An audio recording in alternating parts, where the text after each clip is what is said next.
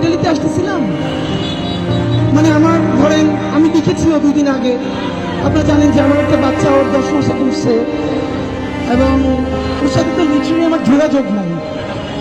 আজকে ভেন্ডালি যখন শুরু করবো তার আগে আমার বাসা থেকে একটা ভয়েস পাঠাইছে, তো আমি দ্রুত শুনলাম, নিচে লিখছে আমার বাসা থেকে যে একটু এনার্জাইজ হইতে পারেন হয়তো।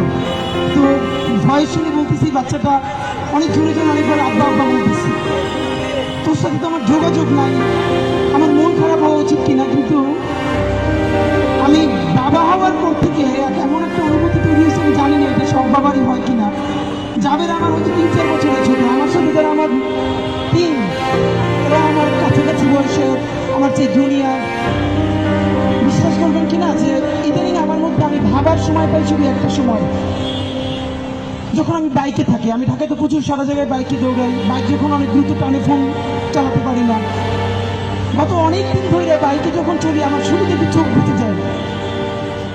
আমি যখন আমরা সবাই রাতে একসাথে ঘুমাই, সকালে বের হওয়ার সময় দেখি যে যাদের আজকে সকাল থেকে এখন খায় না, অনেকে জানেন না।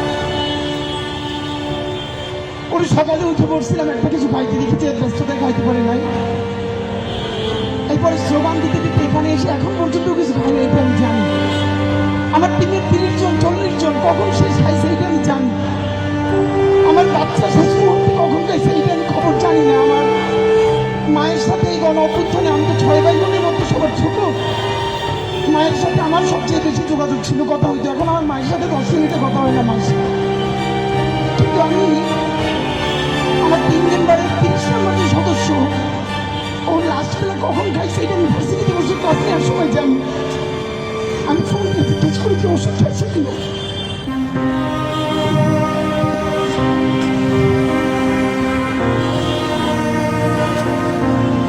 পরশু আমরা ইসলাম ক্লাসে জনসংযোগ করতেছিলাম। আমরা গত 15 দিনে হাঁটতে হাঁটতে আমার জাবেরের আমাদের টিমের সবার পা ছুটে গেছে, তো আমি জুতোর পা ঢুকাইতে পারতেছিলাম না।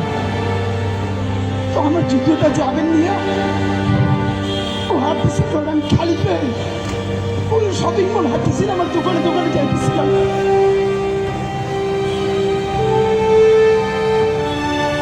আপনি যখন র্যালি থেকে ফিরি, আপনার প্লিজ একটু মনে করবেন না যে আমি কাটাকাটি করে ভোট চাইতেছি। আমি আজ পর্যন্ত কোনোদিন, মানে আমার এই ভাই বোনেরে আমার বাচ্চা মনে হয়।